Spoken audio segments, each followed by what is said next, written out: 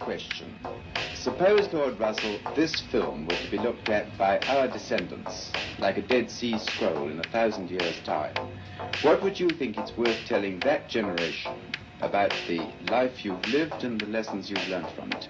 I should like to say two things. One intellectual and one moral.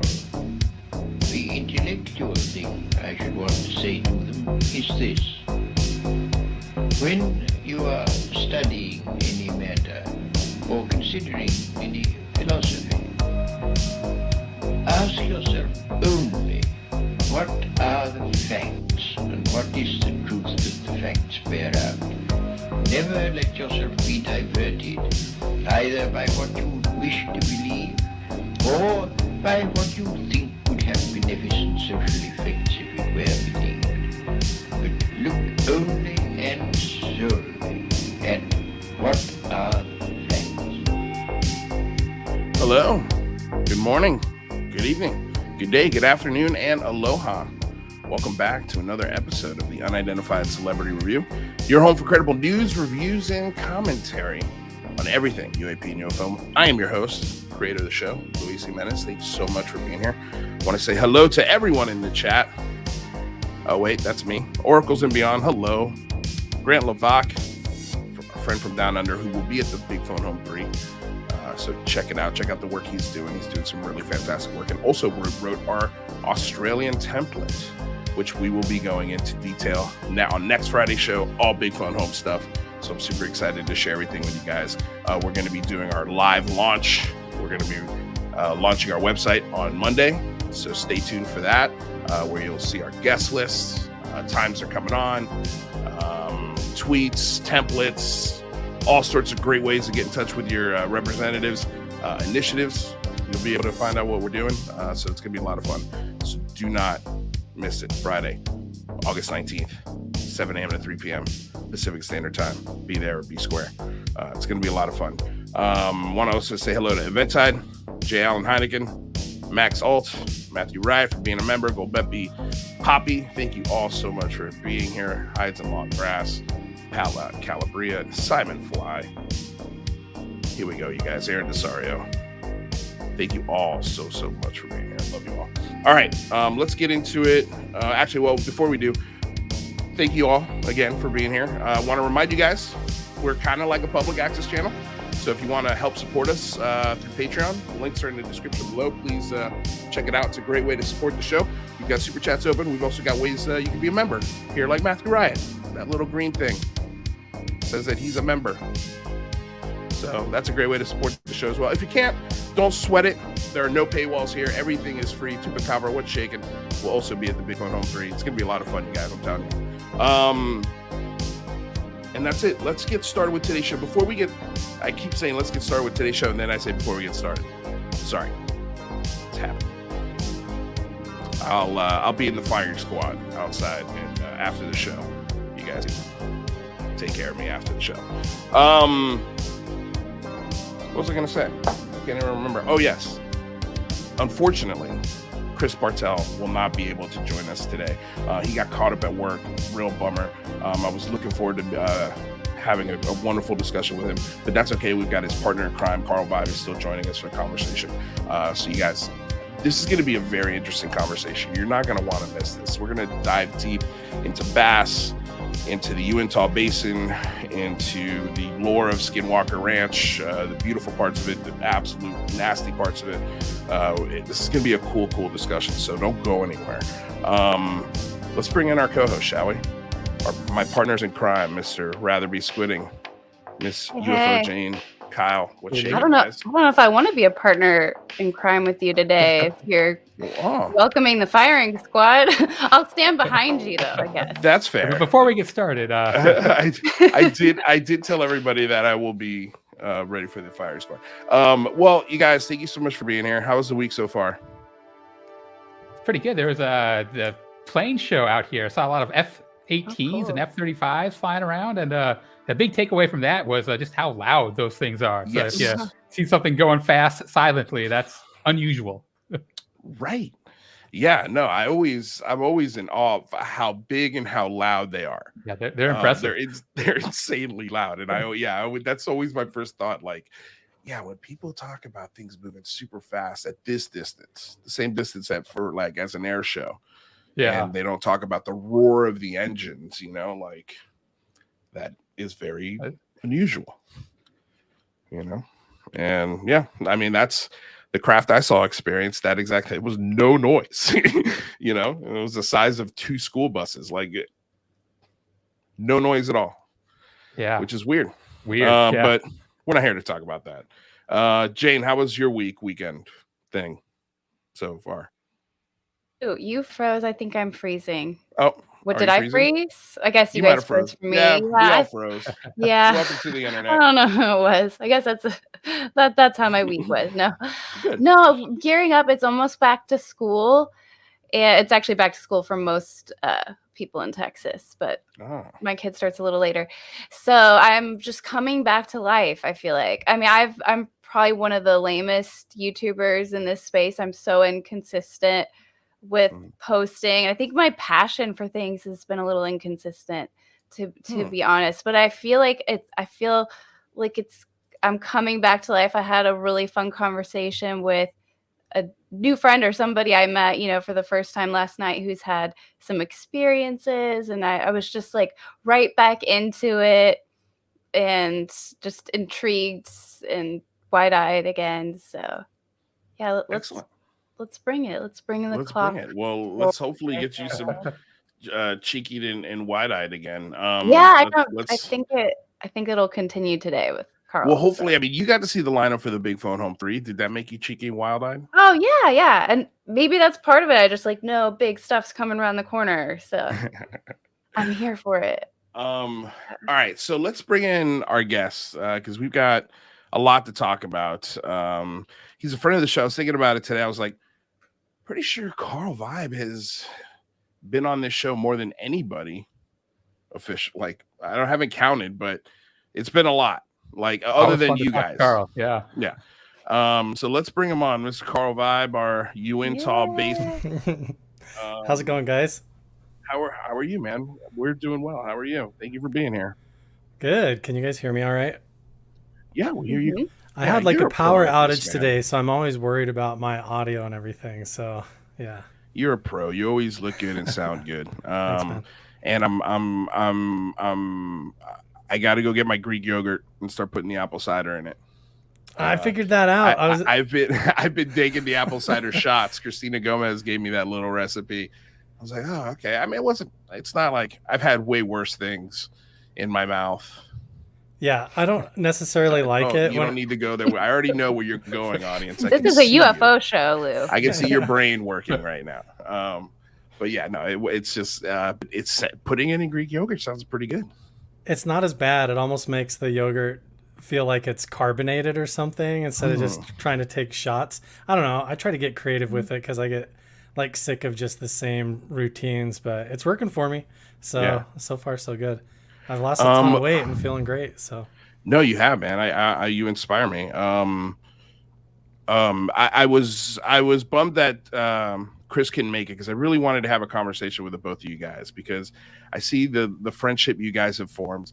I wanted to poke you guys and sort of dive into how you guys became, it seems like, quick friends. And I like to think of you as like the Indiana Jones of Utah right now. You're all over the place. You got the boots on the ground. You're diving deep into Skinwalker, and you and I've had some conversations behind the scenes where the questions that we're asking each other or stating to each other are really eye-opening, shocking, confusing, and in some cases kind of worrisome and scary. Yeah. And I do have some clips pulled up from Chris's, I believe it was his last interview with Ryan Sprague, and he talked about some of these things in that interview. And I've been recommending it leading up to this interview. And since he's not here, I'll be leaning on that interview to sort of, try and get his viewpoints without him being here. But dude, where do we start with this? Because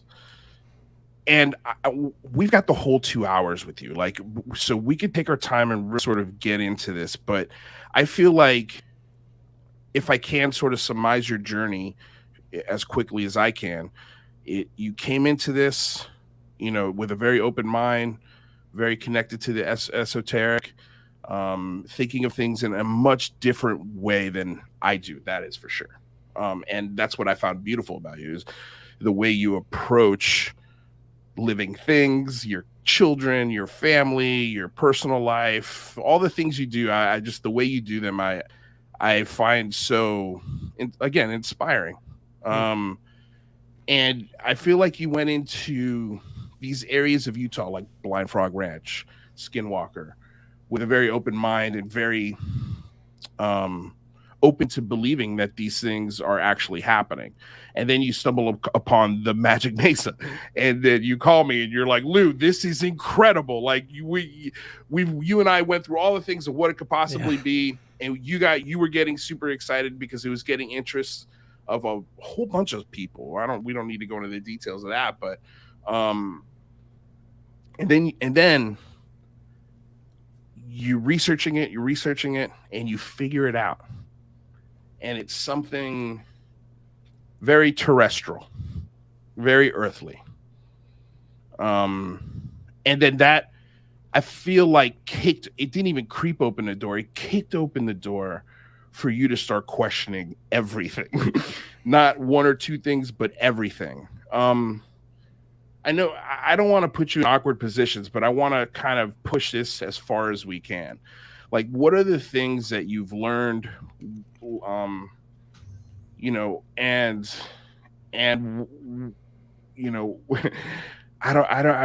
like, how do we start this? Go for it, man. I mean, I know there's a lot I just said there, but I mean, you're the best person to tell the story. So wait. Before you start the show, go ahead, Lou. Jane. Yeah. Just before you start the show. I'm just kidding. Before I start the show. Let's get, yeah. Jane, you're sharp as a tack. Let me tell you. You should be out here doing comedy. I don't know. There's a lot of people who would disagree with you in the comments. Well, they're terrible people. And by the way, we're saving you guys super chats and all of that. I see your super chats. We're saving them. We'll read them at the end of the show. So please save your questions for anyone for the end. Thank you. Go ahead, Carl.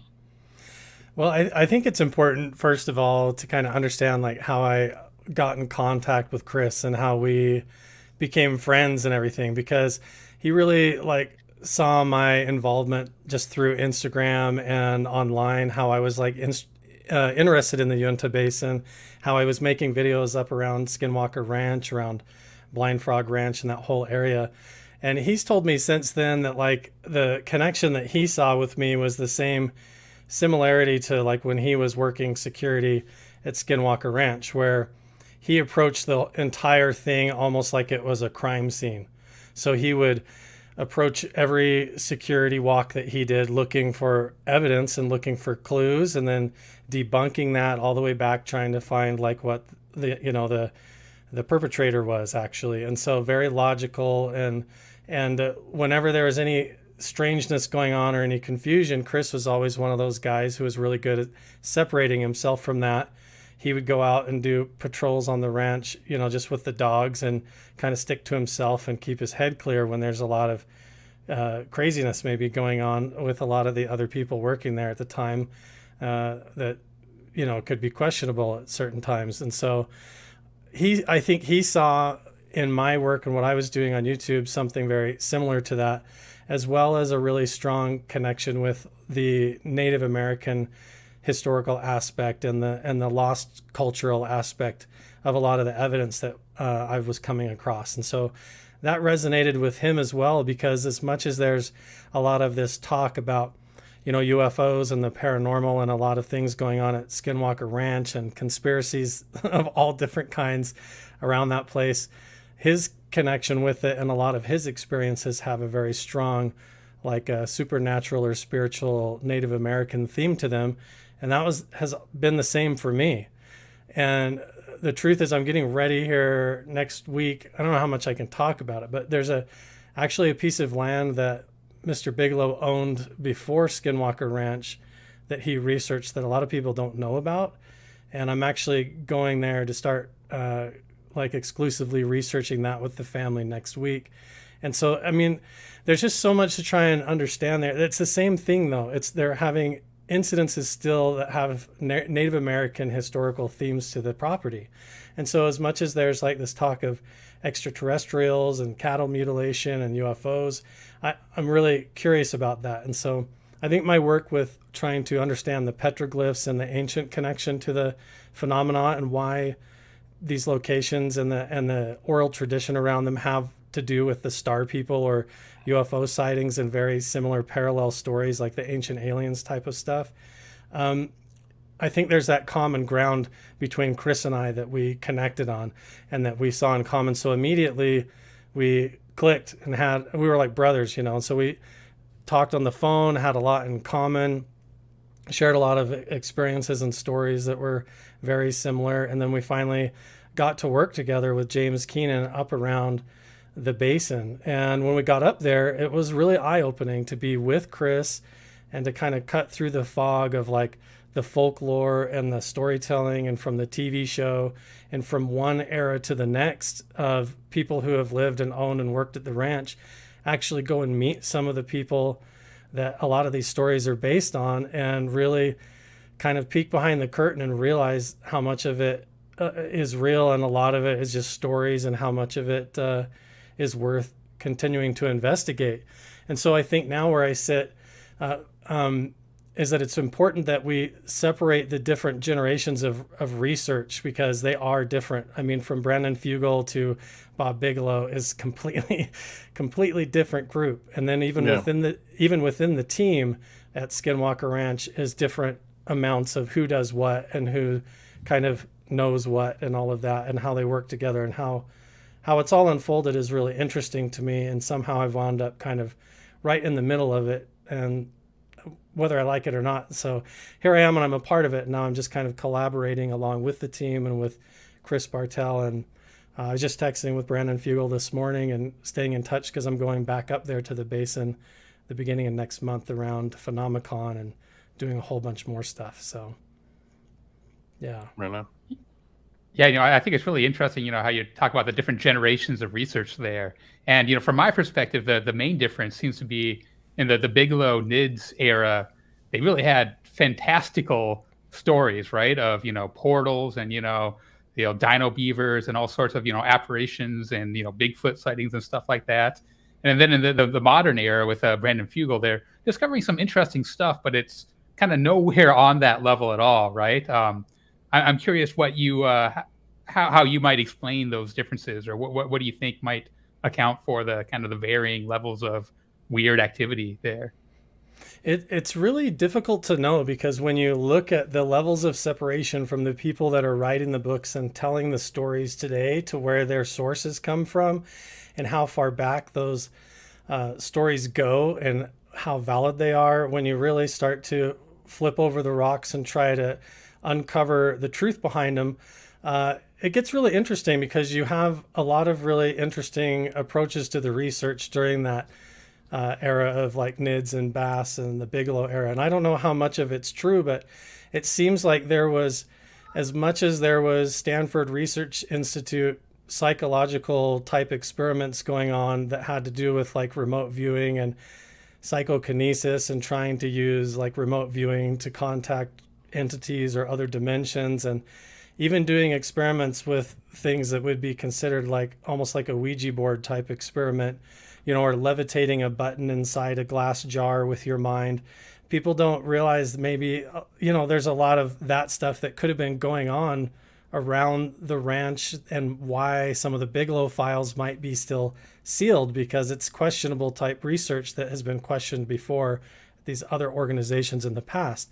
And so it's interesting when you start to look at the people in the previous eras and who was revolving around the research and what they were doing before that. There's a connected chain and a pattern of people involved in this that goes back to some interesting stuff, even some different experimentation stuff that has to do with satellite systems and laser systems and trying to project images into people's minds and consciousness or read people's minds. It's during the whole era of the Cold War, during, you know, when Havana syndrome was kicking off, and a lot of this stuff is still going on, and we don't really talk about it that much. But I wonder how much of that was a part of that era at Skinwalker Ranch, and around the funding of it was trying to understand that part of weapons systems and what they would call, I can't remember what they call it, like a psychokinetic warfare, where they're, you know, manipulating people's minds using microwaves or satellite systems and laser systems. And so I wonder how much of that revolves around the basin and the ranch and some of the experimentation that may account for the phenomenal stories that come out of there, whether they're real or not, or whether that type of research just happens to parallel the phenomenon to where, you know, if a UFO or some advanced extraterrestrial craft or some interdimensional thing is going on there, it would be the same kind of people maybe qualified to research it. I don't know which is it, but it's really suspicious to me when you start digging around in the community and see how the people talk and how much really like head games and weird conspiracy stuff like that is really going on that isn't being talked about right now. So then, well, after talking to people, sorry, Jane, did you have a question? Go for it. Oh, I mean, I'm just curious because I know you go out and you check out the petroglyphs and, you know, you're very familiar with the history of the area. How relevant do you think all of that is to what's going on today? Or is it just, it's a bigger and bigger gap to you? I think it's difficult for me to separate it now, because it's like I'm looking at the ancient stuff and I'm like, is this just kind of like an excuse for them to do these other types of programs, and they can use the ancient alien type of stuff and UFOs sort of like to keep the funding going and to hide what's really going on, especially if it involves people being experimented on with these types of technologies and they don't realize it, or they didn't sign up for that, and they just happen to be there at the ranch and involved in these things or something, and that's going on. And then they find out later, or it's all classified or kept from them, you know, and then they just have to live with those consequences. That's also really questionable, but you have to wonder, you know, where is it? Are they really looking into all of that because it is connected to the phenomenon and the phenomenon is real? And so, like I said, that it's the same type of technology and trying to tap into human consciousness and things. And was that really going on at Skinwalker Ranch or not? I don't know. But when you know, talk to some of the people where the sources of this information and some of these stories come from, it's very strange. I think a lot of the stories that came out of Skinwalker Ranch during that era, some of them sadly were written by people that never left the security booth and sat there, and they just drank alcohol and were scared, and they wrote reports to try and make their bosses happy. Can you say specifically who? I'd rather not, because there's people there's, you know, litigations and legal cases that are ongoing, and if it ever does escalate, we'll let that go on. But yeah. Anybody can look into that, and if you dig around a little bit, you can figure that out. Yeah. I find what you say, you know, really interesting. It kind of parallels what I think might be going on with the broader UFO community, which is, you know, if there might be some secret tech, right? And they might be doing some crazy stuff with, you know, American-made flying objects, but it'd be much easier to keep that secret if there was a kernel of truth to the phenomenon, right, being real. So, you know, if there is spookiness, you know, inherent spookiness at the Uinta Basin, that'd be a pretty good smokescreen for doing your own weird stuff there too, right? You can say it's all just the Uinta Basin. And it could be something that's even more layered than that. That's strange to me too, because when you get the oral traditions, and that's why, like what Jane asked, like how it goes back, does it distance more from the petroglyphs? I don't know, and I don't think so, because what's really seems to be going on around Skinwalker Ranch, it does seem like there is something there. There is something going on at the basin. It seems like there is evidence of a gravitational anomaly and a lot of like paranormal Native American based things that are occurring. And so this is where the whole story can kind of flip on its head, and you wonder, was it just that they were doing this kind of questionable, possibly unethical type experimentation? Because like, how else do you even approach something like that? How do you try to scientifically use government funding to study the paranormal, or to try and go ghost busting or whatever and justify it. So I don't know which one it is. Which side of the coin is it? Was there a lot of like, was it a cover to do experimentation during that era?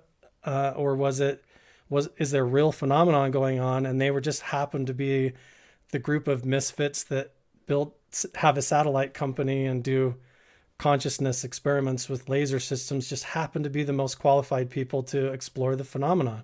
So I don't know which is it. I think it's just worth knowing that that's part of it, that you have, like guys like Hal Puthoff that works at To the Stars Academies directly associated with that Bigelow era of research. And those guys were all involved in satellite systems and laser communication systems. And could it just be a ruse? The whole, we're here to figure out the truth about this area. We're going to use this lore and this mythology to our advantage, and we're going to get a group of people on this ranch and run some experiments on them unknowingly and see what they report. Yeah, and does that, like, it goes back to this original theory that I even had, which is like the phenomenon is related to human consciousness. And so do these experiments like open up the mind in order to perceive these other things, or are we just manipulating with people's heads? Like, are we messing with people's heads? I don't know. And so I think it's just worth looking into. And when you talk to, really credible people that work there for a long time, like Chris Bartel, and they're not quite sure which it is, then I think it's worth noting. And again, I think we need to separate this from the Brandon Fugel era and his efforts on the ranch and his experiences and team as well, because I haven't sensed any of that kind of experimentation or unethical stuff going on. Anytime I brought any of this kind of stuff up directly to Brandon, he's just like, I know, we're trying to figure out this mess too. So he's on the same page to me, and he's never really sidestepped or tried to dodge any kind of these questions that I've asked him either. So he seems like he's aware of the community and the people that were affected by it and wants to do the right thing. And at first I wasn't sure. I was pretty hard on him. I really wasn't sure, but I'm starting to feel a lot better about Brandon and consider him like a friend trying to do the right thing with the team that he has. What about people around him, like Dr. Taylor, who, famously or infamously, however you look at it, we now know is working for the government. And then just remember, Skinwalker Ranch is on History Channel, which, that's the Ancient Aliens channel, which is owned by Disney, of all companies, right? So how do you feel about the forces around Brandon? I don't know. I wonder even for myself. I've had this conversation with Lou too. I'm like, how much of this am I like a useful idiot, where I can come in and be like, I saw a UFO or I saw a shadow figure, or they present me with information that I'll go back and tell my friends or post on my YouTube channel, to promote something that's not even real. I don't want to be a part of that. But so I don't know how many people are like that. But as far as like Brandon and the team up there, like Caleb and Dragon and all those guys, Thomas, they all seem really genuine. I've had a lot of time off camera away, just up hiking around almost like family, and they're just good people. I think they were just as surprised that Travis was involved in the UAP task force as anybody. I heard about it just kind of on a rumor like a few weeks before, but I didn't know. I hear stuff like that all the time too, so I didn't know if that was real or not. Well, I know Dragon was pretty upset about it. I'm wondering if he's still sort of holding a little grudge about that, because I mean, it's like, how do we talk around you now? Well, how do we work around you now without always questioning what's going back into who and why? Yeah. And what kind of conversations have we had, and which way is that information going? Because where do the loyalties lie and all of that? Well, especially private conversations that are off camera in particular. Yeah. Well, yeah. And, originally I didn't think there was much, I thought it was, cool. He's the UAP chief. But then I realized that it's, John Stratton, who was Travis Taylor's boss, right? And John Stratton was very involved in the AAWSAP, Skinwalker investigation. So you got to think that he'd be very interested in what Travis is doing, and information was probably flowing that way. Yeah, and why? Is it because they're trying to figure out the same thing? Have they, are they trying to sort out like how much of it was just like false reports making their boss happy and how much of it was real? But I think even just working and talking with really honest people outside of directly the ranch, like James Keenan and Chris Bartel, they're kind of like my crew, and we cut right through it. If we feel like somebody's lying, we all hop in the truck and we're like, well, I feel like they were bullshitting us, and we talk about it, and we'll even check each other on it. Like if I get excited about something, Chris will be like, are you sure it looks like this, and we fact check each other, and that's good to have. Sorry to cut you off, but there seems to be a distinction between the two approaches of this ranch. It seems like on one side of this, if you poke the nest, you get a whole bunch of hangry hornets coming out of it, basically angry at you that you're daring question the narrative that this honeycomb has weaved. And then the other side of this is like, bring on your questions, you want to come to the ranch? Fine, sign the waiver. You're more than welcome to come.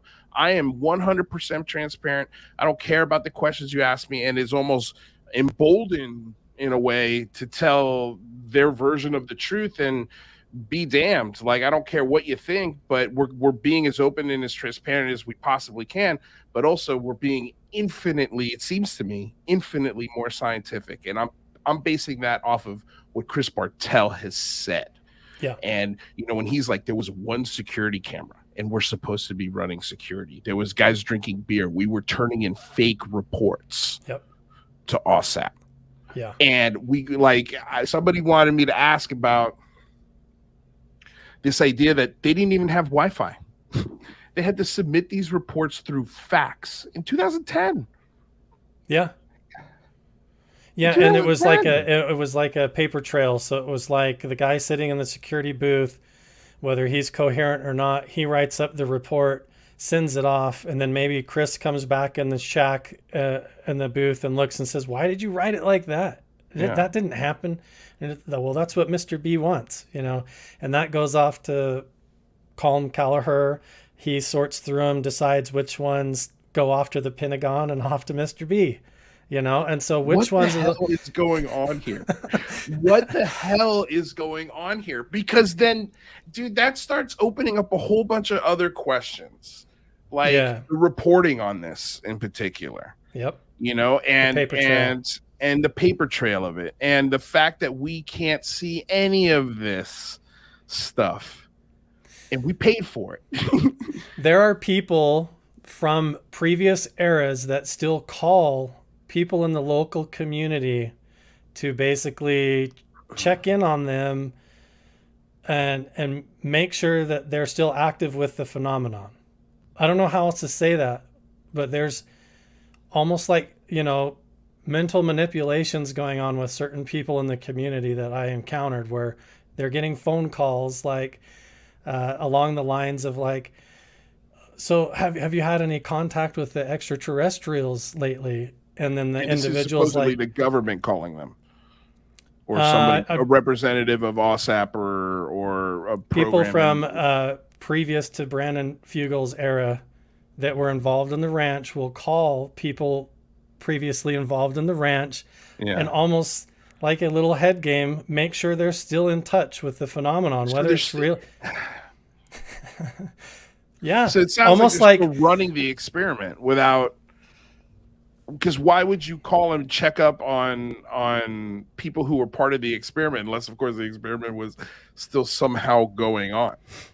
I don't know. It's almost like there's a certain, I don't know. Do they all believe it? Is it like a self-perpetuating thing where they're calling and like checking in on each other, or is somebody kind of like manipulating people's heads in the community? Like, are you having dreams where you're being abducted? Well, start paying attention. I think you are. I've been told they're trying to contact you.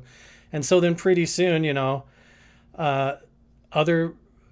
maybe Jeremy Corbell or George Knapp come along and talk to these people later, and they've got a whole month full of experiences to go off of to write a book or to go and tell a story, and nobody's really checking where these sources are coming from or who they are, except for us, except for me and Chris and James. Yeah. You know, well, and a few other people, you know, but a lot of people that have gotten close to this, you know, they get sued or they get slammed with non-disclosures. So how do we expose this? How do we expose these people that are being contacted and who's contacting them? Well, that's part of it, is because how do you expose a victim and then you know, have them be at the mercy of everybody trying to talk to them? When you meet them, you're like, they don't even know what's real. How would you put them through that for their own sake? I don't think it would be good for them. We're talking about people that are being manipulated and put through the ringer emotionally and mentally. That's not good for them either. I think if those people actually are watching this show or happen to come across this or get sent this show, they need to dig up their non-disclosure agreements, because they're old and probably full of flaws. Right. And you can send those NDAs to me or to somebody that I know, and we could see how much you can talk and how much you can't. Because I know a lot of people are very scared that they can't talk, especially from previous eras. Does that include eras? Does that include people who've worked on the ranch as well? Yes. Yeah. I mean, Chris is. I mean, he has to be measured what we even talk about between the two of us. Yeah. Yeah. Definitely. You know, I'm careful. Can you not tell I'm being careful? No, I know I can. And but I'm pissed because I know who you're talking about, and I know the things that are being done behind the scene, because you and I we've had discussions, and of course I want to keep those confidences. But it's like, damn it, dude, this is diabolical on some levels, because, and I've got a clip from Chris Bartel lined up that we'll play. But like when Ryan Sprague pitched the idea of him being a guinea pig on this ranch, you know, he said it takes him to a really dark place mentally, because, you know, they joked about how little resources they had, and that joke led to them thinking, well, maybe this is just one huge experiment on us. Maybe we're guinea pigs, and they would laugh about it. And then in retrospect, after having some experiences, after, I believe, even if, and correct me if I'm wrong here, Carl, but he also got, he and his family experienced things, right, that made him feel ill, hitchhiker sort of effect, and he came home with those things. So to think that he and his family might be experiencing those types of events because he volunteered to work at this ranch because he was just looking for work. And when he tells the story about how he got this job, man, because I listened to the interview twice now, and I'm sure he's thinking the same thing as well, but it's like the circumstances and how that job came up and how he got the interview, what the interview entailed, and then boom, he was given the job. It's like he was the perfect candidate for this job. And in a lot of ways he was. It makes sense. But I can understand why he has a part of him who is questioning, did they make me sick on purpose? And if so, how do I talk about it? How do I prove it? I personally, it angers the shit out of me if something like that is true. I think the American people should know that our veterans are being used in ways like this. And if Pennison can get to his senator and get records, maybe not released, but at least, medical procedures done. And if Chris Bartel has experienced things like, hitchhiker effect or Havana syndrome type effects. I mean, we just had a whole embassy of people that were paid out because of the effects on Havana syndrome. Yep. And then the next week, the CIA director says, yeah, that wasn't Russia or China. We don't know what it is. Yeah. Like if that was being done to Chris Bartel or anybody else on that ranch, I want to fight for him because I felt his frustration in that interview and how that just the thought of it really angered him. It really, really upset him. Yeah. But the thing that's even scarier is the way that this stuff was reported, the way the research was conducted. It almost kind of leads you to believe that that's exactly what it was. There was no organization, there was no care when Chris Bartel was on that ranch. And I mean, that's what I'm frustrated about. I mean, I wanted to talk to him about this, and I have a feeling, you know, like this would be a very sensitive area for him to dig into, because I'm sure he's pushing up against NDAs as well. I'm sure he's pushing up against possibly national security secrets. And God, there was a killer story that I've also got queued up that he did in that interview that I really wanted to ask him about. We'll play that clip. It's awesome. But dude, I felt really bad for him. I had a lot of empathy for him in that interview. Yeah. And I my biggest question for him is like, dude, how can we help you? You know, how can we help you get this story out without fear of repercussion from some billionaire on the edge of death? Yeah, that's a good question. Honestly, I mean, the people affected by it just need a safe place and friends, I think. You know, that's the big thing, because for the longest time, and we've had moments, you know, where he's like, I've never been able to talk about this stuff. I haven't felt ready to talk about it for the longest time. But then he sees books coming out and stuff happening, and people, you know, going on record that have never even been to the ranch, telling stories like they've been there and all this stuff. And he just gets fed up because he sees through it, and he knows where a lot of these stories come from, and which ones, how much of them were concocted and which ones were real and how much they were changed. And so you can imagine how infuriating that is, especially imagine that, like, you know, you go to work and you're working an evening shift or something, and your job is just supposed to be security, and you're told like, yeah, there's strange stuff here, but then randomly you're like asked to go sit somewhere, try to levitate something with your mind, and then you're pulled out the next day. They do like an MRI scan on your brain. They never tell you the results, or they draw your blood, and then it's like right back to work, you know, and then you start having effects, and you don't know if you're having health effects, if that was related to all of that stuff. And what are those records? What did the MRI scan say? And then you have people, you know, like Travis Taylor coming up to you and say, how does it feel to know you're a human guinea pig? You know, the first time he meets you, and think crazy stuff like that. And so you start looking back through things in your life. And Wait a second. I have to stop you there. When did that happen? I don't know. I mean, dude, that is like the poorest choice of words from. But I mean, is it also? It's also an indicator. It's also an indicator to me, a sign of hope right off the bat, that Travis has seen things and is like, Chris, how does it? You know, here's, you know, the truth, and I know it, or whatever, and to extend that. You know, he didn't have to do that in a certain extent, but I don't even know if I was supposed to say that or not. But I don't have any NDAs, and guess what? Chris Bartel doesn't either. But, you know, we're cautious and careful. And I think, it, again, as much as I'm like laying all this out and painting like this story, I just want it to be known, because there's a part of this that frustrates me, where even the aspect where there's like every dust particle is an orb, and every twig that snaps in the dark is a werewolf, you know, and there's an element to this kind of research that's just overboard. Well, you said Skinwalker fever in a private conversation that we had. Yeah. And I was like, oh my God, that's perfect. It's like a Skinwalker fever. Everything is a Skinwalker. Yeah. And it's like, and how do we decipher who's actually seeing something anomalous and special versus a group of people trying to either do a military experiment or start a book franchise? I'm not really sure which one. Yeah, maybe both.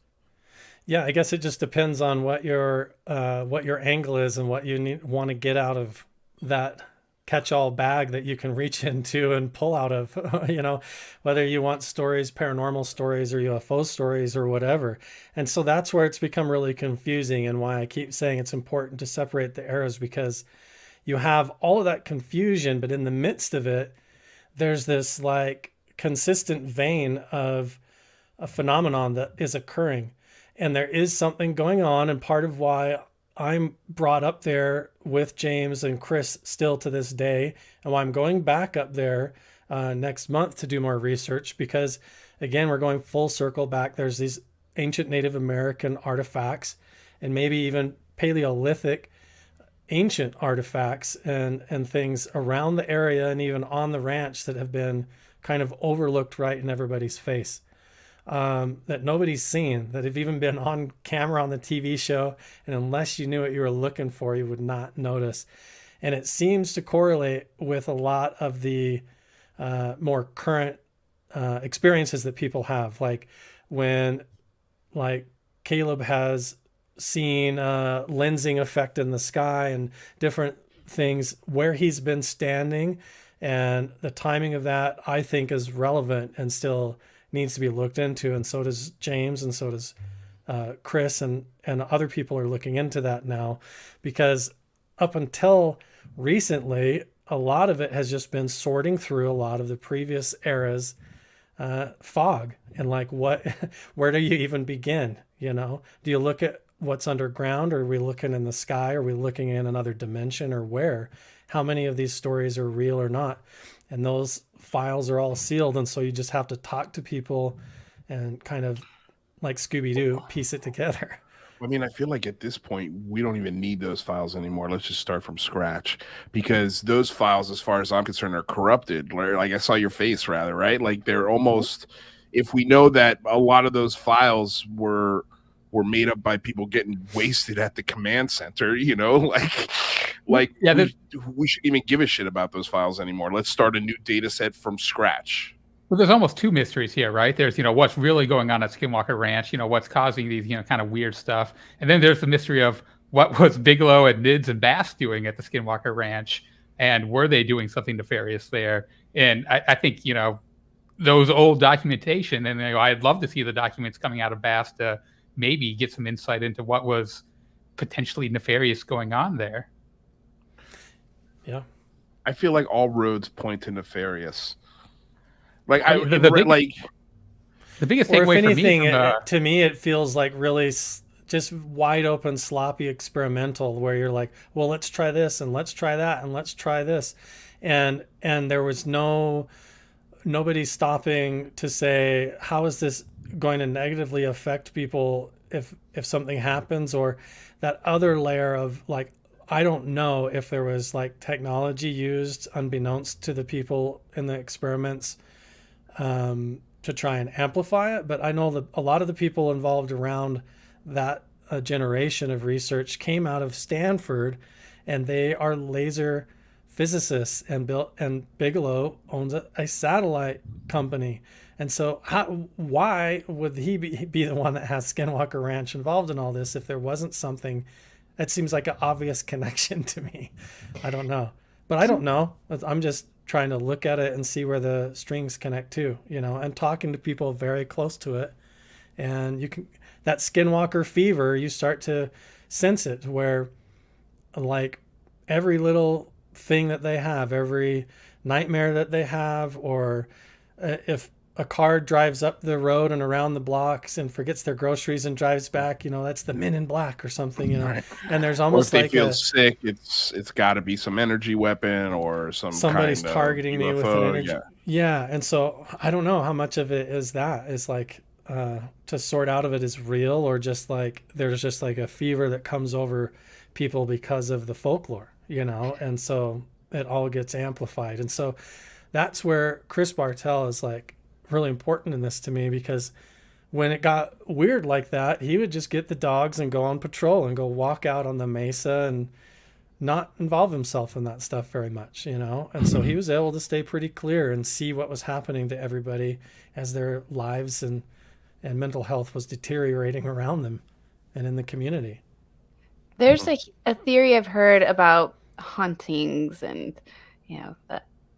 ghost sightings and spooky houses and all that, and it's the idea of like residual energy. So, let's say I go to, there's 2 hotels in San Antonio that are very historic and known for hauntings. Let's say I go stay there. I'm expecting to see a ghost. So like I have that expectation. And so I almost manifest it, right? And then somebody else goes and it just keeps happening over and over again. And considering the variety of things that people see at Skinwalker Ranch, do you think what's happening there could be not just happening in like other basins and mountains, but just like in hotel buildings? And could that be the experiment, like the manifestation, having a control group of people who aren't exposed to the lore and then a group that is? And I mean, that makes sense. Oh my God, as you say that, Jane, because again, and I'm sorry I keep referring to this Brian Sprague interview, but if you have not seen it, go check it out. It's a good one. Chris mentioned that when he went to the ranch, he bought the book, The Hunt for the Skinwalker, and he sent it to his dad. And that was the first time his dad called him on the phone with a concerned voice. Yeah. And this is someone who's been to Afghanistan and was a special forces ranger. Like, this guy's a complete badass, and that's the only time his dad called and was like, "Hey man, like, are you sure about this?" And his response to it was like, "Hey, I want to see how deep this rabbit hole goes." Which means to me, like, he was excited to get into this part of the research or the experiment or whatever.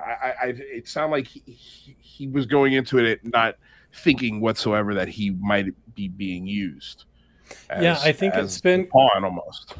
Yeah, it's been kind of a process. I think, when you look back on it and then you start to talk to other people that are affected, or you see other effects as they unravel in your life, it starts to make you wonder or question, and then other people involved close to it start to have similar things, and so you start to look back and piece it together. And so it's hard for me. I can't really speak for a lot of people in the community. I can just say, like, well, I know from going up and around there, but I think it would be really important, like what Jane said, to check it with other things, to see what the consistent pattern is, what is really going on there at Skinwalker Ranch compared to the stories. And is it something that we bring in with our preconceived ideas and our subconscious expectation, and then that mythos builds and builds and builds as everybody shares as a story? And so when you go there, everything that happens just fits into that box. And so it's like,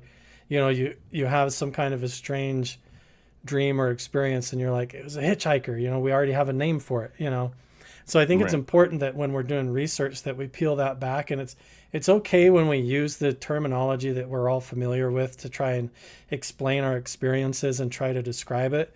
But we should all be careful about that and be clear-headed, because if you go into an area and you're like, oh, this is a UFO highway, extraterrestrial, this and that, and then the experiences that you encounter are more like a shamanistic paranormal type experience, and then a dream that would fall into like a vision that's been had by many people in the area, have more of an open mind than just try to say that it was aliens, and like maybe broaden your perspective. And that's what I see happening now.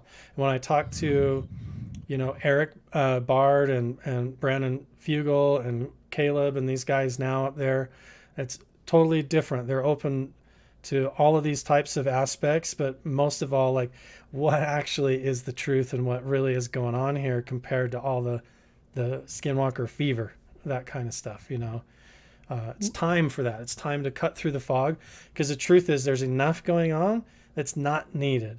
People don't need to start saying that backscattered dust particles in their camera are light beings coming through from another dimension. We don't have to say that. There's plenty of technology and evidence and methods now in order to proceed towards disclosure or making contact and figuring this out without having to almost become like a cult, where you're just telling stories around things in order to keep everybody in a certain mind, almost a hypnotic mindset around an idea. We don't need that right now. Well, yeah, and like, Jane, you were talking about, other haunted places. There's a theory out there that some of these haunted areas have the perception of being haunted because of infrasound. So, humans can only hear about 20 hertz of frequency, and below that, you can't really hear it at all, but you can kind of perceive it. And there's studies been shown that these frequencies cause fear in people. They're kind of, that's called the paranormal frequencies. And even, 19 hertz, right below the edge of human hearing, is where your eyeball will start to resonate. And so it's theorized that that might make you see stuff. And, the other kind of interesting things about infrasound is that it's known to cause nausea. It's known to cause, heart arrhythmias and, kind of cardiac conditions. And it also is known to cause, brain damage in people, or not necessarily brain damage, but structural changes in your brain.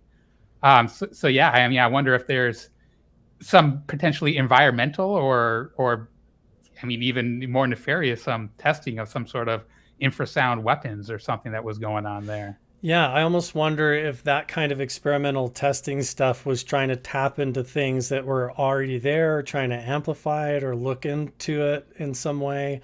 Like if there was like a primitive means of using energetic ley lines on the earth, or there was certain places like Skinwalker Ranch or like certain other spots that I've been researching where like the electromagnetic field or energy of the earth is just distorted or amplified in some way.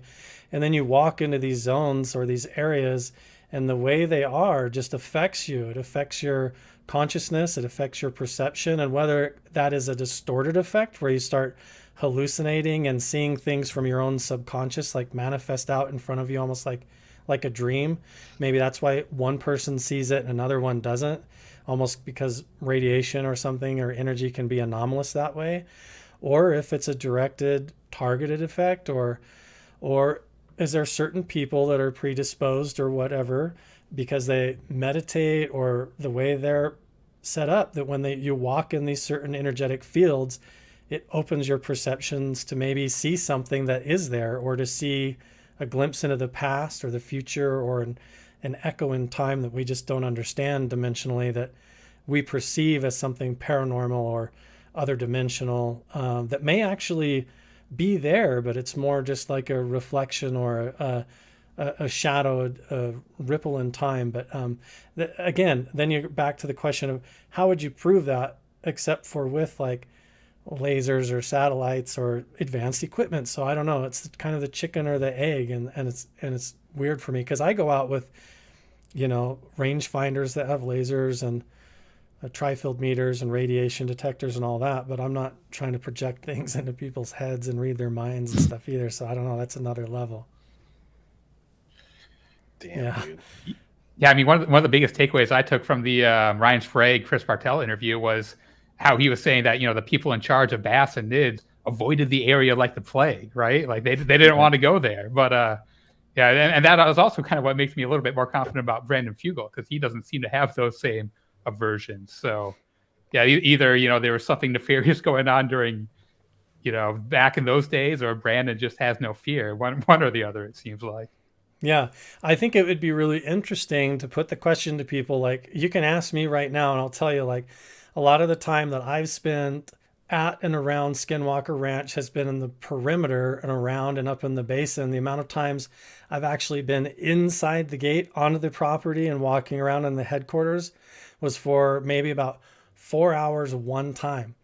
But when you ask people who have literally written entire books about the place and that same question, you might be shocked that they've never even been. Right. Never even been. I wouldn't be shocked. Yeah, I wouldn't be shocked, probably. Yeah. I mean, how many books have been written on this? I mean, there are not many, right? Like, I feel like there's a pretty much. So are you saying George Knapp's never been there? I'm saying he's that been there. But was he there? Yeah, maybe not books, but I'm just saying, like, people who like to weigh in as, authorities on the topic and the subject, right. And like they have sources there. But Colm Kelleher wasn't there, right? He was getting reports and passing them along or reviewing them, but he was just doing the hiring. Was he just doing the hiring? Great question to ask him. If he was the one passing the reports from security up to the Pentagon and Bigelow, then he was kind of the gatekeeper. How much was he actually validating and actually there himself? Is there logbooks of how much these people during those eras were really there that were writing about it? That's a good question. You guys, if you're just tuning in, we got Carl Vibe here. We're talking about the Uinta Basin, Skinwalker Ranch, the Bigelow era versus the Fugal era, so to speak. If you haven't already, like, share, subscribe. This is an insanely great conversation. I'm really happy that we're having it. Unfortunately, Chris Bartel couldn't join us. He had he got caught up at work, but hopefully we'll be able to continue this conversation sometime down the road with him. I know he's taking a break from things, but I'd love to pick his brain a little bit on some of these things. I wanted to play this clip from the Chris Bartel, Ryan Sprague interview, and share this with you guys. There's two clips in particular that I wanted to play. This is the first one, and this is kind of what we're discussing.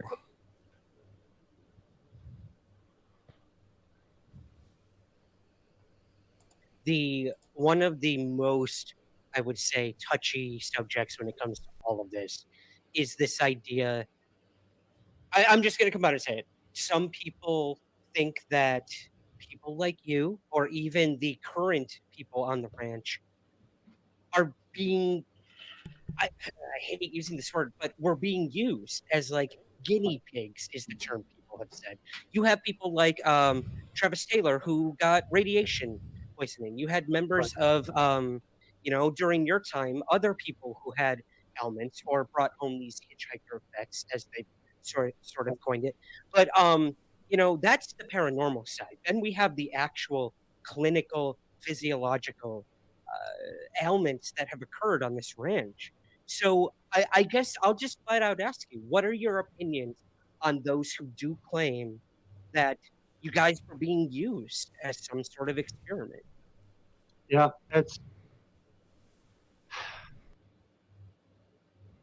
man, I'll tell you, it puts me in a dark place. It really does. Because I don't want to think that, but it's hard not to think that when you look back at the timeline and there was lack of communication, like I said, lack of equipment, that's no problem. That's just how it was. Not having one working camera out there, that's suspect. Your job for security, you're supposed to have some type of thing, but there's all these questions. Me and my guys who worked out there, we all kind of joked around about that. Oh, we're just lab rats out here. We joked around about that, but we never thought it was real. But I will say in 2019, I met a scientist in the Uinta Basin, and the first three things he said to me, and this is in early 2019, he said to me, we had a private conversation. Actually, it wasn't private. There was other witnesses there. But the first thing he said to me was, did I know about radiation out here on the property in Utah, in the basin? I'm like, what? No. And then he said, did you know about $22 million? And I was like, no. And then the last thing he said to me, and when he said this, my heart sunk into my stomach. He said, how does it feel to know you're possibly a guinea pig in all this? And I remember saying, if that's true, I don't feel very good about it. And then at that time, my whole mind flipped upside down. I'm like, what the? Then like all these memories started coming back, and I don't know. I'm still left. I'll be honest with you, Ryan. This whole thing about me even coming out publicly in 2019 was probably never supposed to happen. But I have questions that need answering, and I feel like every single time I open up a door, or every time I close a door, two more open up. And it just blows my mind. It really does, because I've served honorably for this country. I've sacrificed everything, and especially for the ranch. I sacrificed, but my family has sacrificed. And I will tell you, if that's true, I don't know what to say really. It really, I don't have a lot of words to say about it. I'm just trying to figure it out, as best I can. And I don't know, meeting people like James, Keenan, and Carl, and some of the people in the community online have really helped me out a lot. And if it wasn't for them, I'd probably be in a pretty dark place. And then I met Taras Matla, obviously with the University of Maryland, and that was a huge bonus because I was able to document, or I was able to donate my entire Skinwalker archive to the University of Maryland. And for me, that was a big closure moment for me because I was able to kind of lock away those memories and some of that stuff and in a place that will always be there forever. And my kids can go back and view that photography, and it's just awesome. You know, Ross Matlow with the University of Maryland, he really helped me out. And it's because Taras saw something online. He saw I had an artistic eye, and he also was like, "Whoa, this is Skinwalker Ranch. Nobody has ever posted pictures like this before on Skinwalker Ranch." And I did it. I post those pictures online because I want to show people that it wasn't all scary. It was all beautiful. There was some dark times out there, but it's also some gorgeous times out there.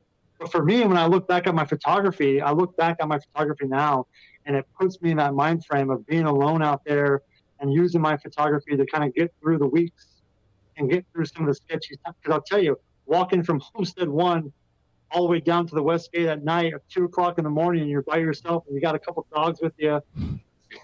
There's some nights where you get to Homestead 2 and you feel like, you know what? Something's telling me not to keep going forward. I need to go. And I would listen to my gut instinct all the time because I felt like always being washed out there. Yeah. So. I mean, that's a pretty powerful clip.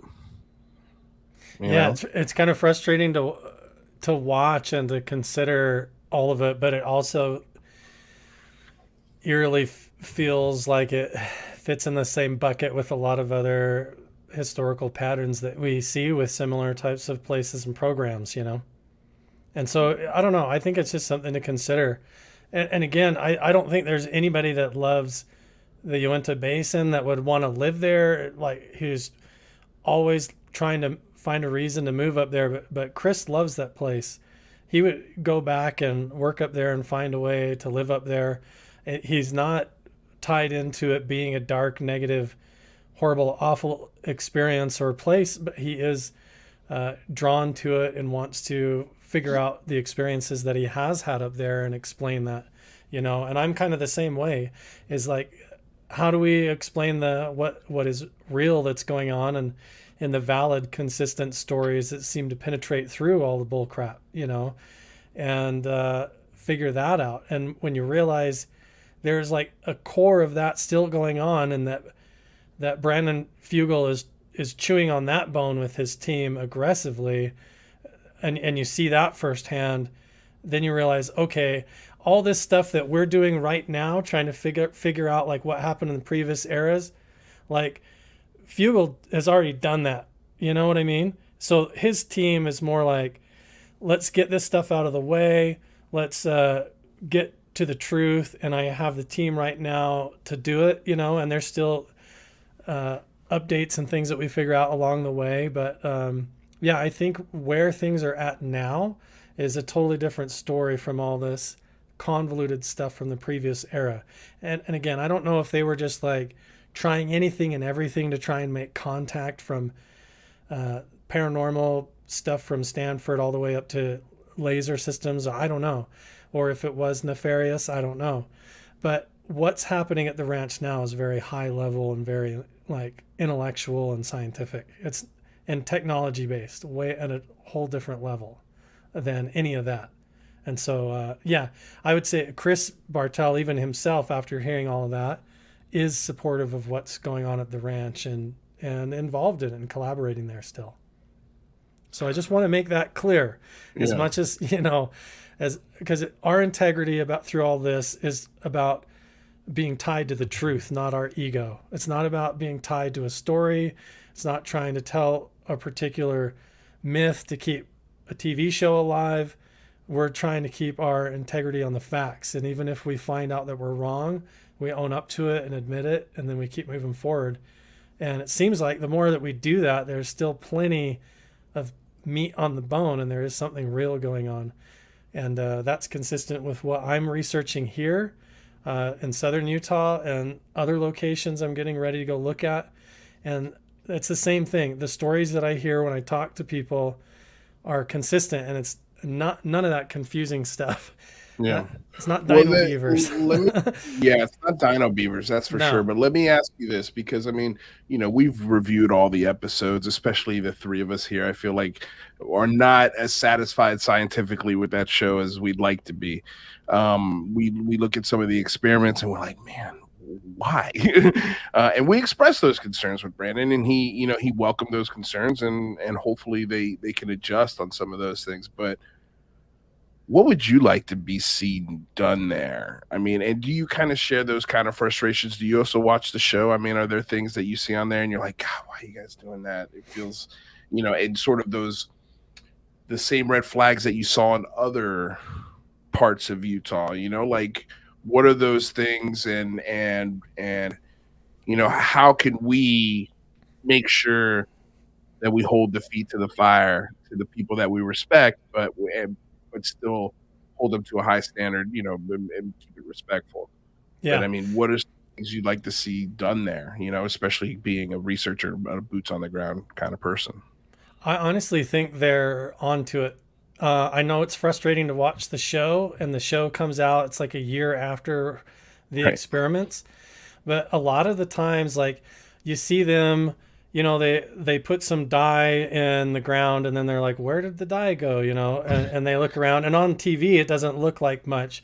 And what you don't see is that, like, me and Chris and James Keenan, or a group of us, including half of the Skinwalker Ranch team, in the background have a whole expedition planned where we're going into underground sinkholes and cave systems, doing ground penetrating radar, tracking the tunneling and the fissures in the earth and the gravitational anomalies in the air, all kinds of stuff that doesn't even get on the TV show because we're not under those contracts with the networks to go on the show. But all of that helps go back to like the future seasons worth of research. For example, a lot of the stuff that I'm doing down here in southern Utah directly correlates to the episode with the rabbi, where they did the stone circle and they did the frequency stuff amplified on top of a ceremony, playing ceremonial music. And that in conjunction with other stone circles, primitive stone circles, and ones that might even be around certain homesteads that haven't been identified, it's all still pieces of the puzzle that might be valid parts of the evidence and things that are occurring or triggering the effect to appear, or whatever, the phenomenon to become less transient and become more local, if that makes sense. And I would like to see more of the primitive approach with the scientific gear they're watching, if that makes sense. So get like a drone overhead, put someone that knows what they're doing up on top of the mesa at the big stone circle of boulders, and then someone down in the homestead, and do something that actually ties with the ancient traditions of the area, or that would have been done there. It might not necessarily have been a Jewish ceremony. It probably would have been more Native American or primitive. But I like, that was one of my favorite experiments, to be honest. When we reviewed that episode, I really enjoyed that. But my frustration was it seems like they got like some kind of response. So I was like, do it again. Yeah. But they never did. Or at least we didn't really get to see it as the audience. I'm sure maybe they did. And like, these are the things that I always try to take into consideration when we discuss Brandon and the team. Because I mean, Jesse, is it Michelle's or Michael's from the American Alchemist? Oh, I assumed it was Michael's, but I'm the worst at that. It's spelled in a weird way, but let's just say Michael's.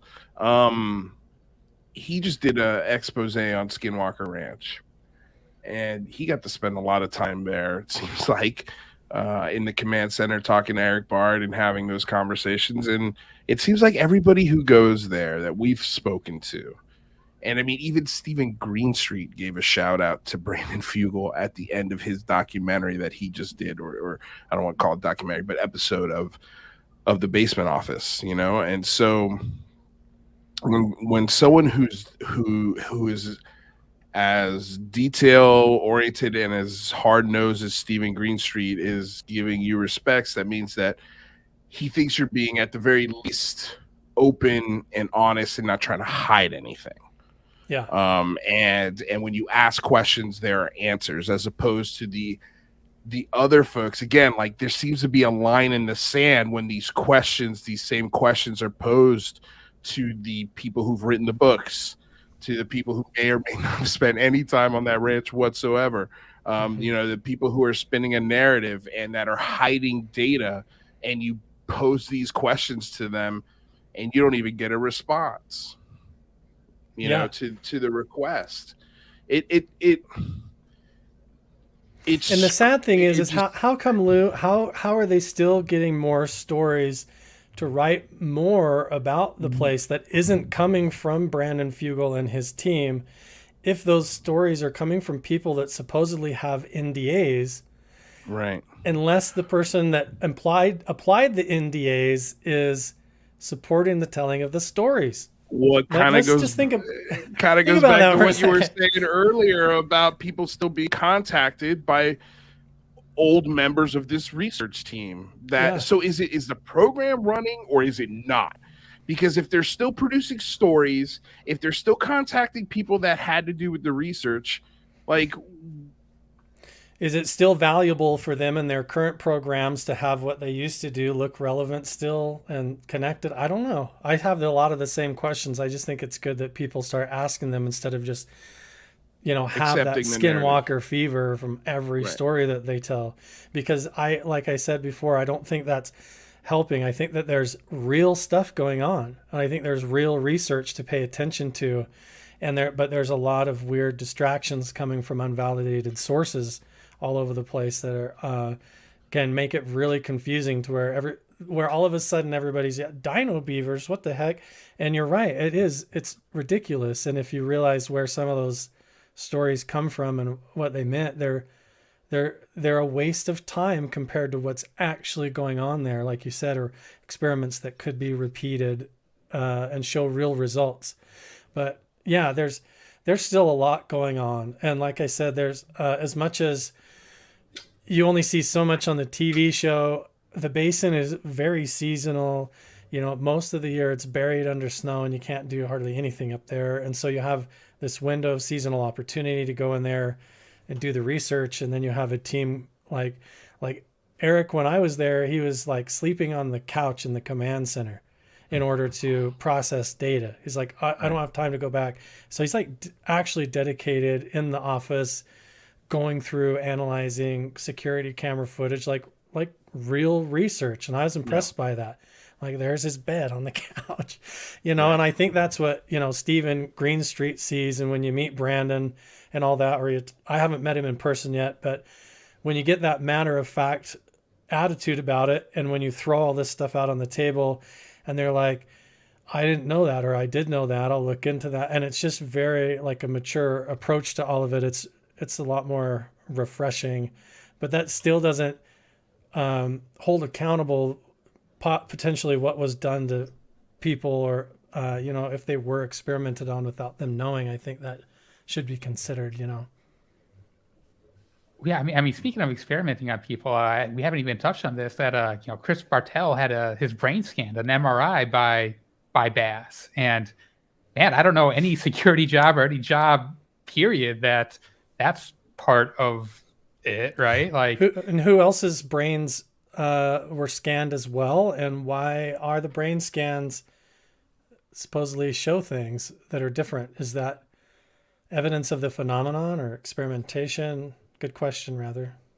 Yeah, and if it shows anything, it seems like, man, you should get these people help and tell them what's going on. And you know, it just seems, you know, I'm frustrated and angry that, you know, people like Chris Bartel don't have any answers about that. It's just defies all sense of sensibilities, really. Yeah, if it's some kind of alternative form of Havana syndrome. I mean, did you guys watch the Gary Nolan interview that he did on the... Yeah. What was the percentage that he said of the UFO cases or whatever where contact was made and there was health effects that ended up being Havana syndrome? It was like 90%. Wow. It was like 90%. Yeah. Why?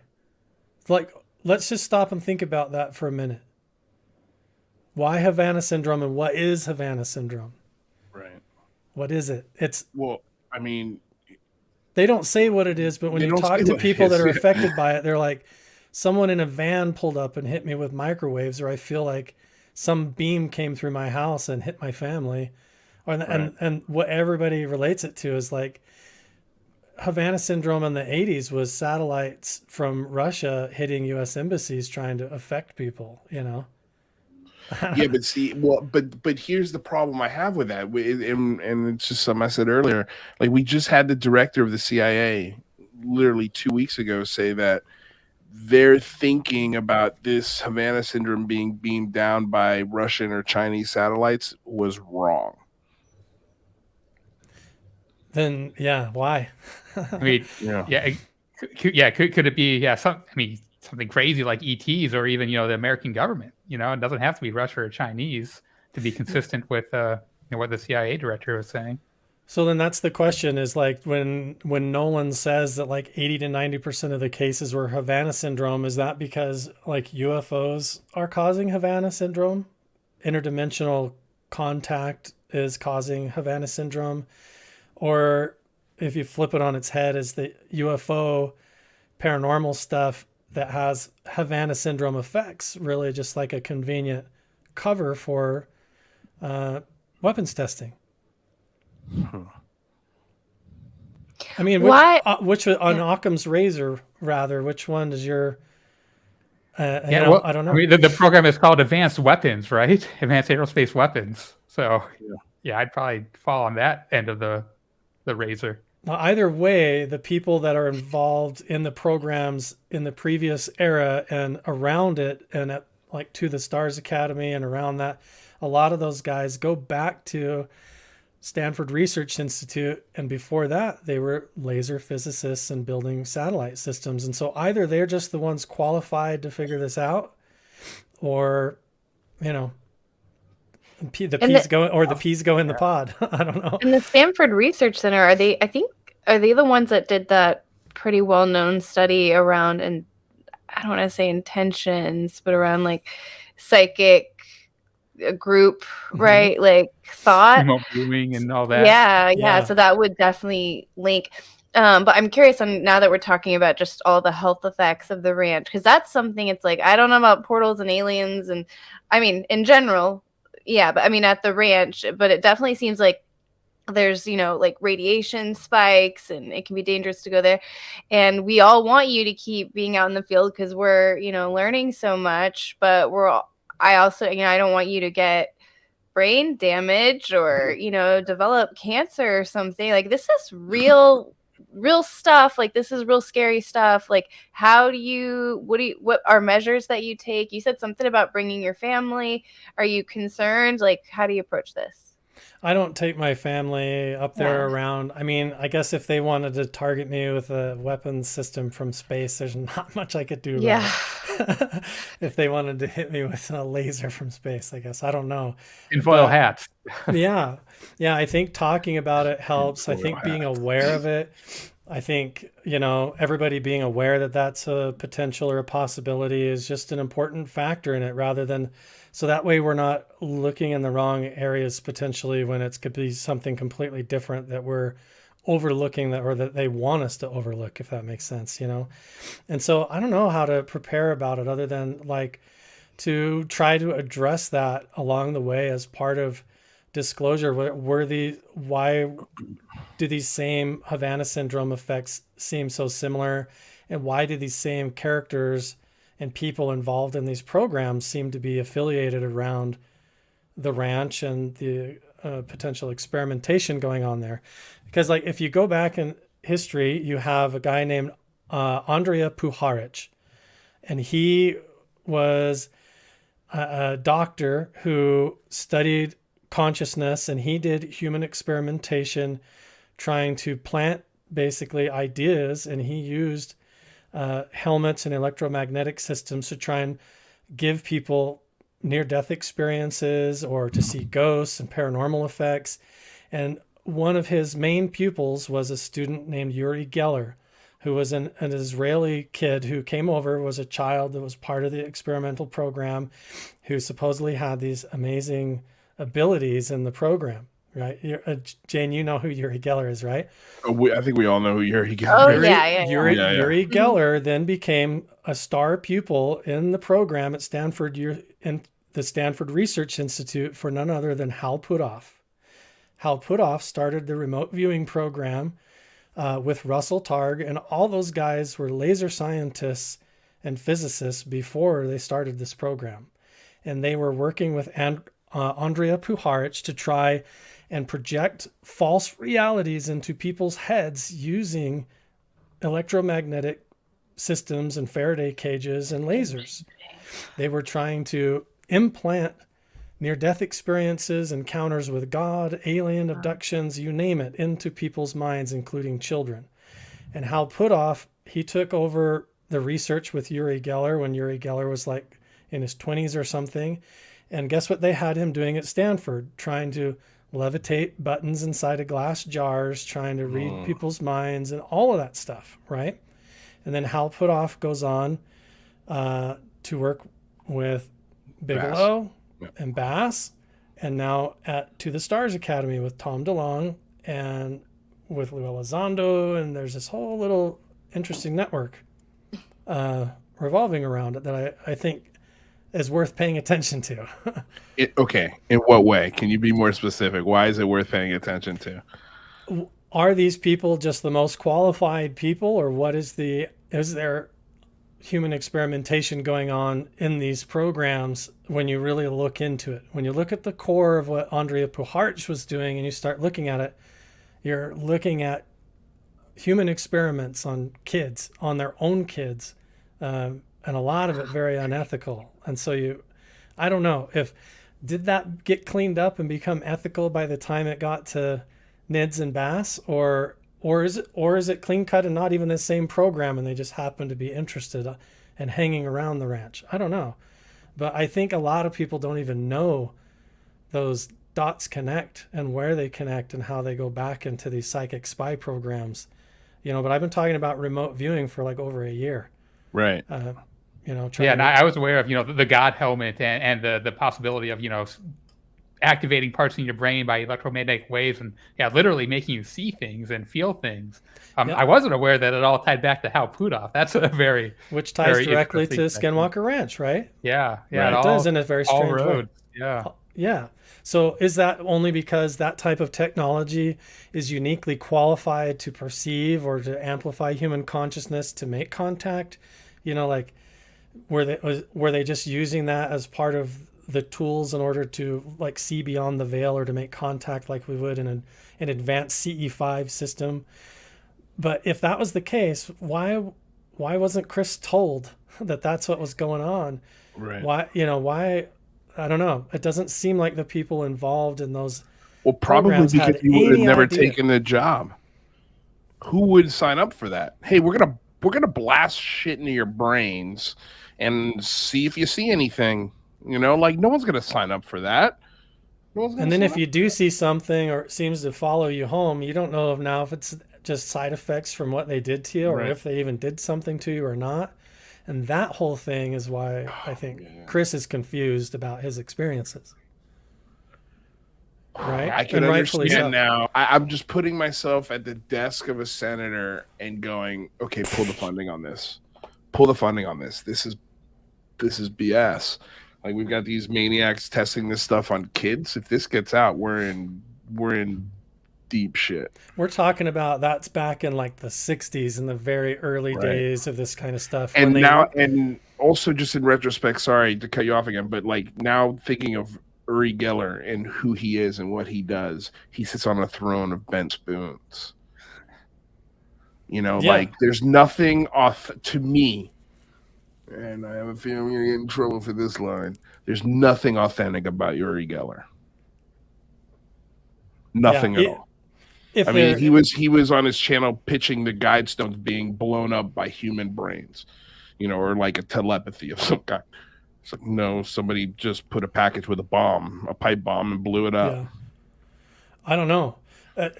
again, like, I don't know, Chris and I talk about this too, like who involved in this are useful idiots. I hate to use that phrase, but it's very fitting because I feel like people sometimes try to use me that way. You know, oh, we can bring him in here. He'll promote what we're doing. Yeah. And he'll never debunk us because, you know, we'll get all these views off of his big YouTube channel or whatever. But that's not where my integrity sits and stuff. And well, I mean, that's what happened here. Yeah. In a sense. Yeah. You know, where it was like, yeah, promoting a message, and I wouldn't say we didn't question it because we did ask good questions along the way, but then sort of learning that the folks who are really incentivizing this are there's the whole truth is not being put out there. Yeah, like, would it be really convenient to get everybody on board? I don't want to like taint the big phone home, but what if we were all being used to promote?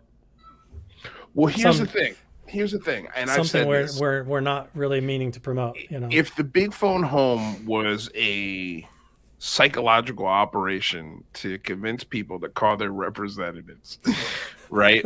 I mean, hell, they pulled it off beautifully, right? But let's just say they did that to help bring attention to, let's say, the drone swarm issue, a legitimate national security issue that was not being paid attention to properly, that was infiltrating our national security system and still does on all sorts of different levels.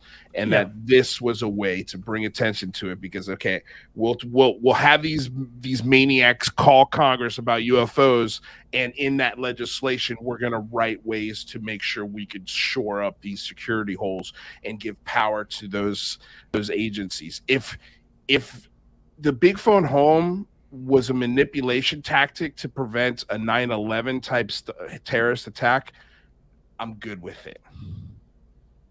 Yeah, I'm good with it. But if this is being, well, it's definitely not being hijacked this year. This year we've got our own message, we've got our own initiative. It's not being manipulated by anyone, and I feel like the initiatives are good for people outside of the UFO discussion and community, which I think is where our focus is going to be going forward. And we'll get more into it next week. But, you know, this idea of, you know, we're not going to be tools. We can be used for a little while, but we're going to question the hell out of you. And we're got to a point where it's just like, okay, these questions have hit a wall. And we don't want to be used like this anymore, you know. Like, this is like, what's going on here? Like, we need more clarity. Essentially, you're asking us to blindly believe you and follow you without having actually given us any hard scientific data to base these beliefs on. I think part of it that we have to remember too, Lou, is like at the core of it, like you and I are also like experiencers that want answers at a personal level too. Right. And so there's part of it to where, you know, even if we do the big phone home and we have our intentions and our integrity on that pointed towards a specific purpose, what people do with that on the other end of it, if they're corrupt or whatever, that's up to them. Same as if you take that chance if we got behind backing and donating to a charitable cause, and then we found out a year later that it was all manipulated and stolen and some crooked organization, then we address that and move forward to where the real cause is, and that's all you can do. Because you just have to operate at the level of truth that you have and be willing to accept the truth when it updates itself and not get too upset. I mean, one thing that's been lack.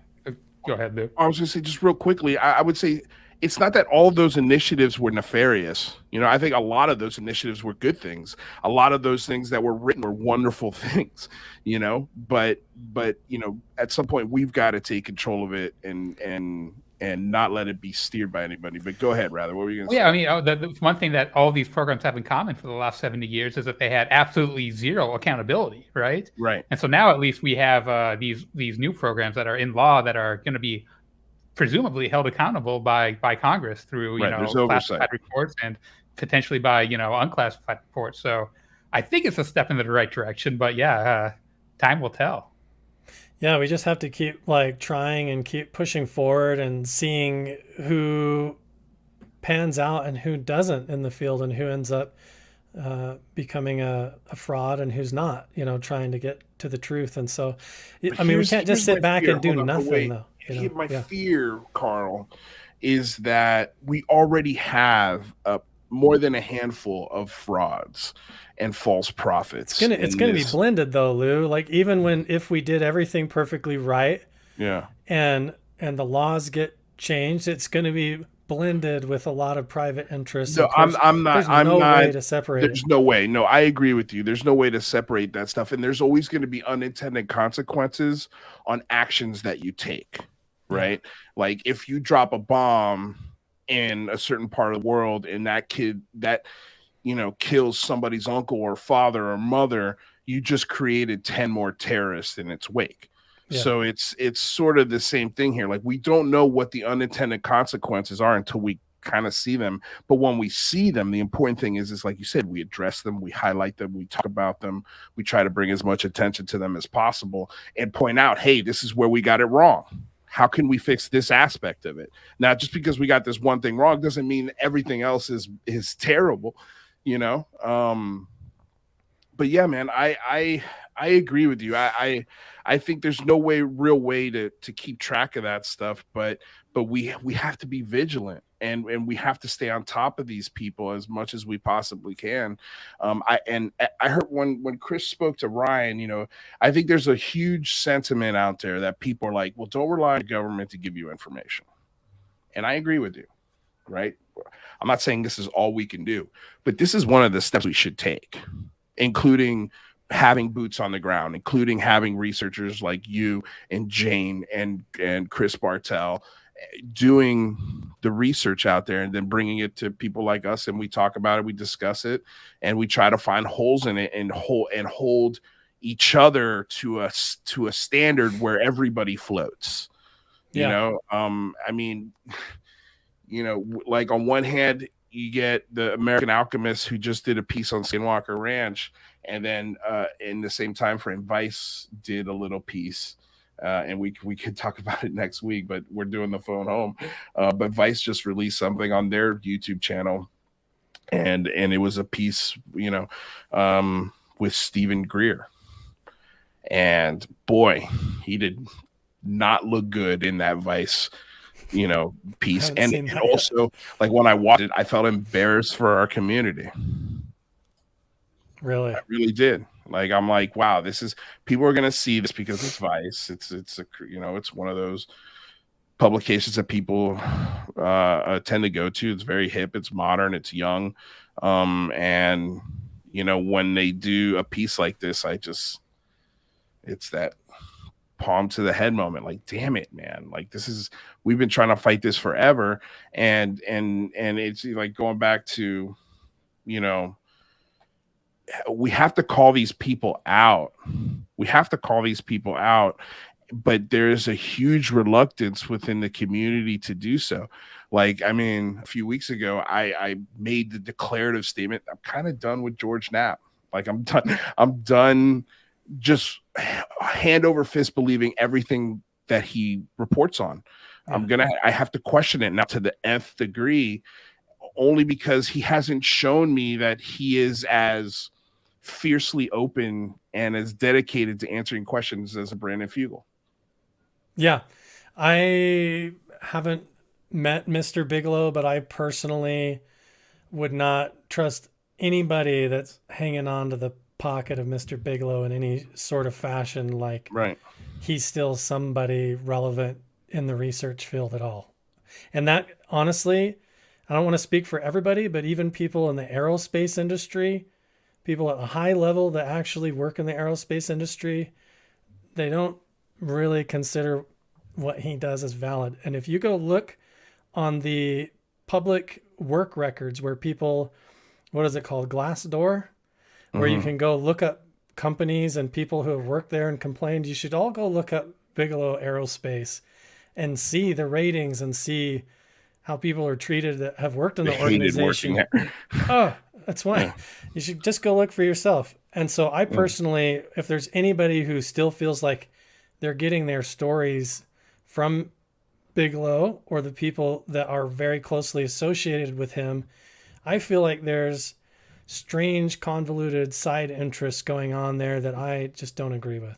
And so, yeah, I take issue with that. I do want to say, just because I'm in part of this, clip, I have met George Knapp and, hung out with him a little bit at the Area 51 event, a few years back, and he was really, really nice and has been nice, and that's just kind of my own. But it goes back to like what we were talking about earlier. It's like there's, you meet somebody in just a normal situation, there's not cameras, and it's just, they're a person, you're a person. And then as a UFO reporter, I then have to I have to strip that from my memory when I'm looking at a case or trying to figure out what's going on at Skinwalker Ranch. Jeremy Corbell was the one who had partially put together that event at Area 51, so I spent a lot of time with him too. Again, very nice, very supportive of the community. But look at the bigger machine though that's around, these individuals. And I don't think it has to be personal, because it's like who knows what, right? Or like there's just so much we don't know, like beyond, I mean, of course, whether aliens are visiting or not, but there's just so, like you were saying, Lou, like the national security concerns, and there could be, I don't know, for all we know, Jeremy's got some national security concern. Oh, for sure. Look, that if Jeremy Corbell and George is driving Knapp some of his tweets. Like who knows?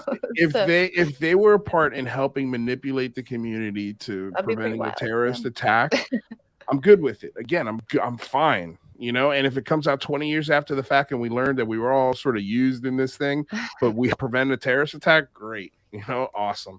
And I could forgive a Jeremy Corbell and a George Knapp for that. And when I say that I'm done with him, I don't mean that as a personal knock. Like, I'm not saying he's a bad person or that I hate him or that anything. I'm just saying anytime he's going to come forward with new information, a new book, a new narrative, I'm going to not share it immediately for sure.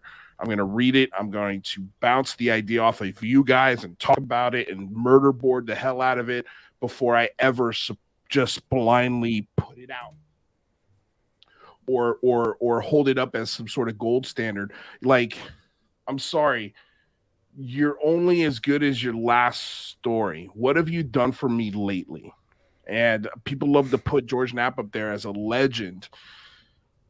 Like, yeah, he's a legend of local news, but he's not Walter Cronkite. He's not he's not beyond dispute, right?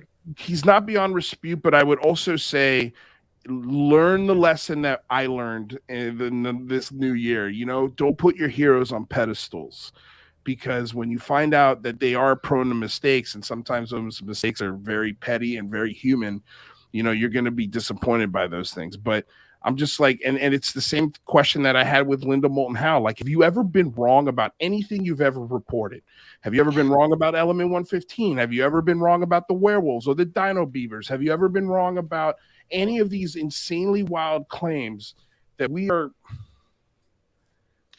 suggesting are true? Strongly suggesting.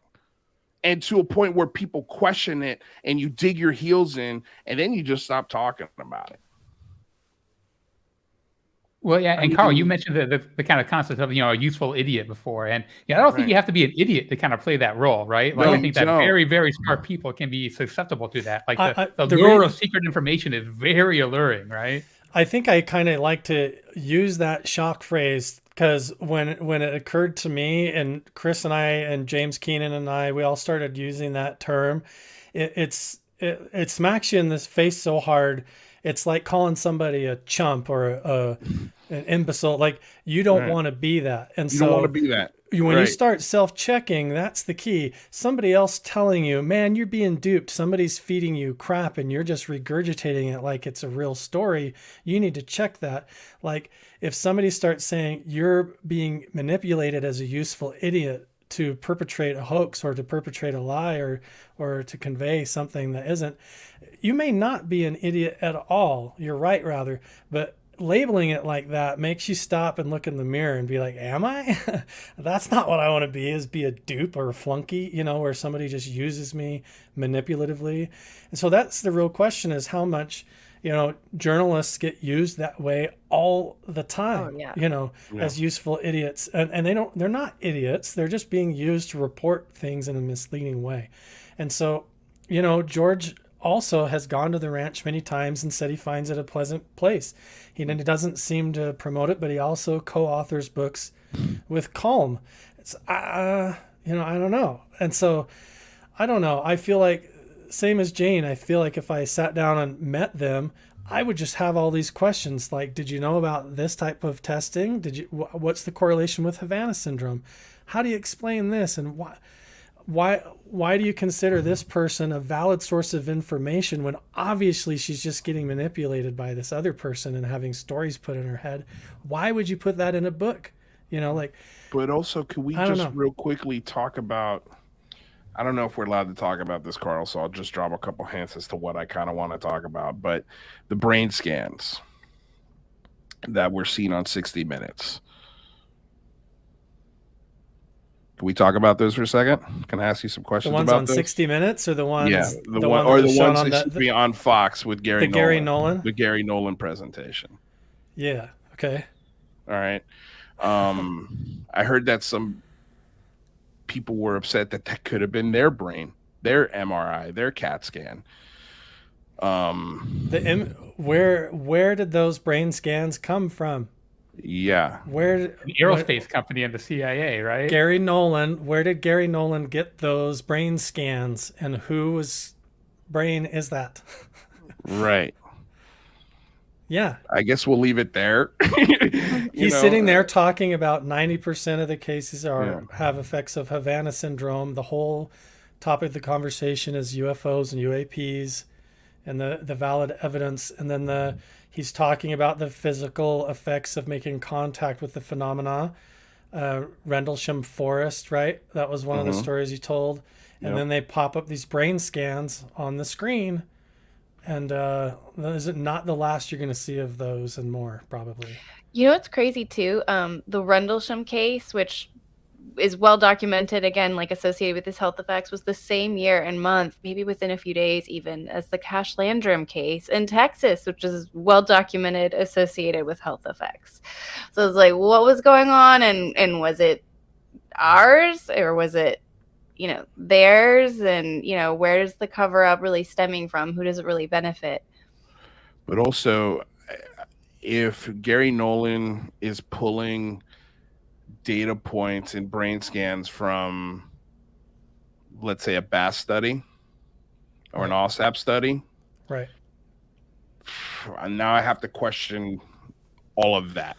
Why is he? How did he obtain that? Why was he allowed to show it? Yes. Was he encouraged to show it as a like we've been calling useful idiot, or did he? Does he know what he's doing?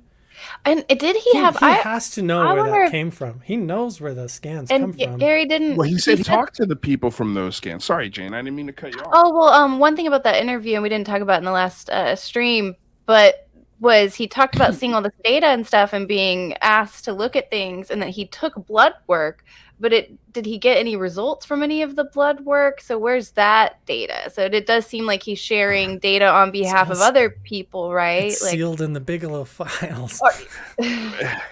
That's the convenient thing to say, right? And now, and Oh my But I god! want to see Gary talk about blood work, right? Like that's his. Why is this so shady? Yeah, I mean that'd be very. I mean, they talk about blood work in the Skinwalker books too, about humans as kind of detectors for. He could just do that proxies, himself, right? What do and they, show what that do they call with, it? What do they call the llamas and the dogs? Human biosensors? Yeah.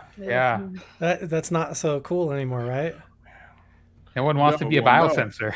Nobody wants to be a biosensor, and nobody wants to be a biosensor and not be told. Well, especially when you've done everything in your power to serve your country and do your job the right way. Yeah.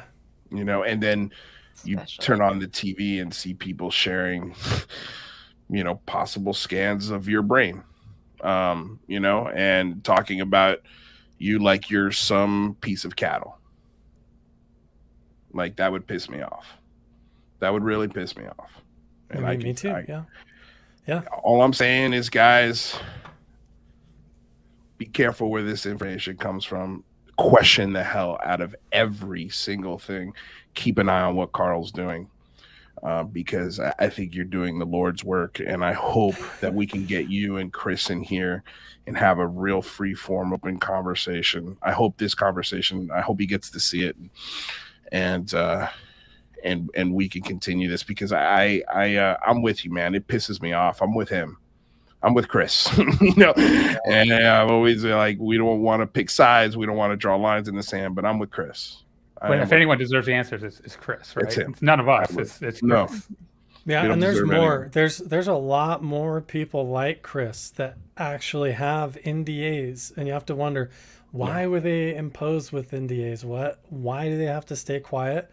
And if they have to stay quiet, then where's the new stories coming from, and how, unless they're allowed or being leaked out or concocted? I don't know. We're running out of time, and this conversation honestly could go on for a while. But I just wanted to play this one clip from Chris Bartel that I really wanted to ask him about. And it was one of my favorite moments out of this whole interview. It was just a really cool little story. So check this out. All that stuff. I've always been into it. So this is something I never shared before. When I first got to Nellis Air Force Base, my first supervisor actually worked at 51. And this is back in 98. Now, I'll never forget, he had a Nokia cell phone, one of the old school flip phones one. Yep. And I'd be on patrol with him, and he would get a call on that cell phone, and he would be gone for weeks. And then he would call me up and say, "Hey, pick me up at McCarran Airport." And I'd go pick him up, and I would say, "Hey, what happened? Where were you at?" And he wouldn't say nothing. So I won't say his name, but long story short, he got orders to Korea Air Force Base, and this is back in 90, 98, 99. So we had this big going away party for him at the Deuce 5, which is across from Nellis Air Force Base. It's like a local military hangout. Mm-hmm. And we get him pretty liquored up or whatever, and found there's a bunch of us young airmen that are around him, and we all kind of knew he worked at 51. And finally I asked him, I said, can you tell us anything about your time out there? And he paused for a second, and he said, "The things I've seen out there, we won't lose an air-to-air war in 1,000 years." And that's all he said. And I was just like, what? I knew you were going to play that clip, Lou. I love that clip, man. I love that clip. Such a cool clip. Like stories like that where I'm like, what? Because of who it's coming from, the mouth it's coming out of, and I think that's cool, man. But Carl, you're a beautiful man. I've got your link in the description below. I love where your journey is taking you, and I love that I get to be a little fly on the saddle as you go through the desert here.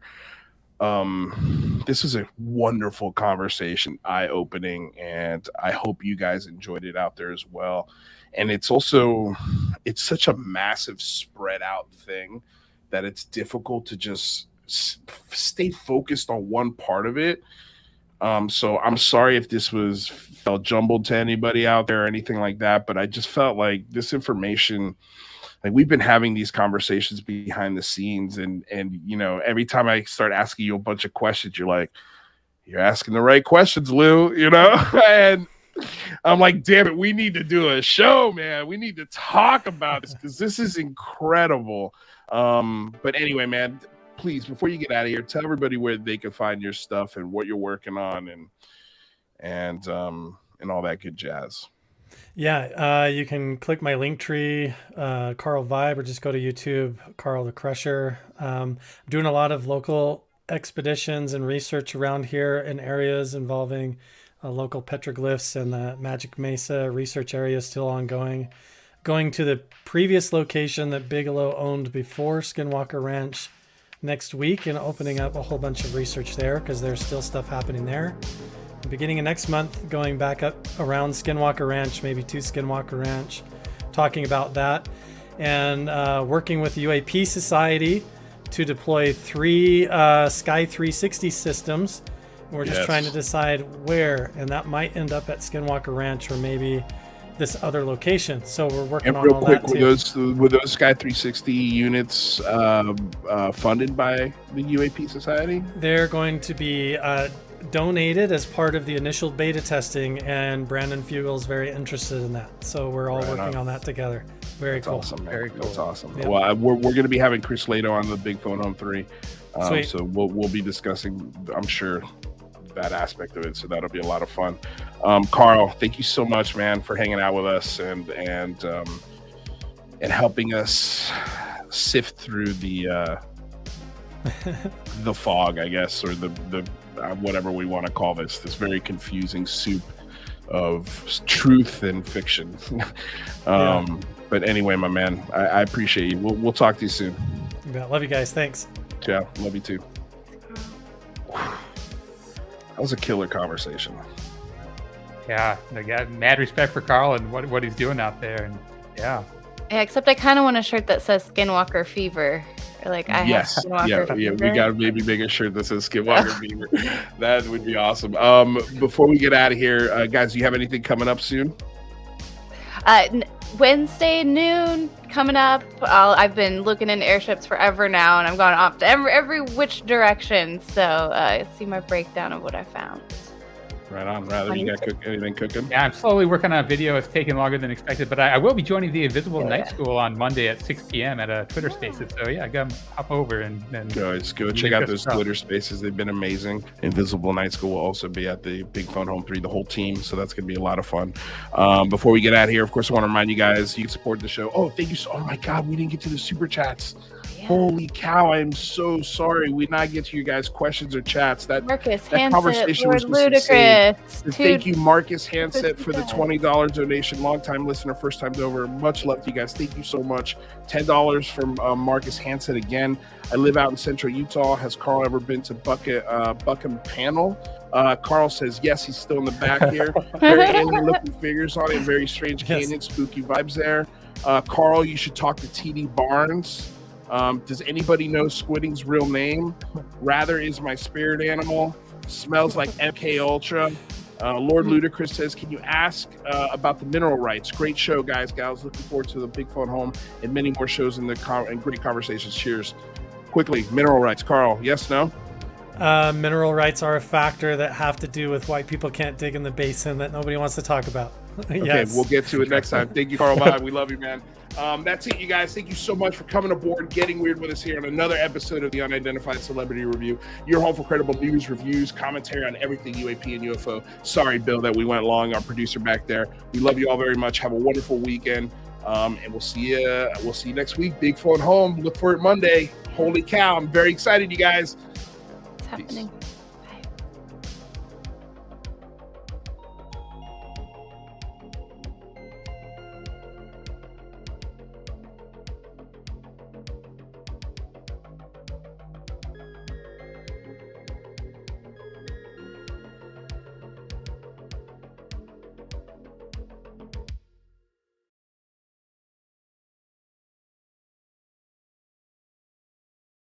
I'm going to tell y'all right now, all of these wonderful people would not be here without Patreon supporters like you. If you enjoy credible news, reviews, and commentary on UFOs and UAPs 5 days a week, you want to support this show. What's your name? Marty. Marty, look how easy this is, Marty. Pick up your phone. Boom! You're a Patreon member. I mean, look, it's so easy. You just click the link, which is right here. Just for $1 a month, you can support this show. Just fill out the information and pledge what's comfortable for you. It could be $1, $5, $10, or who knows. Just support.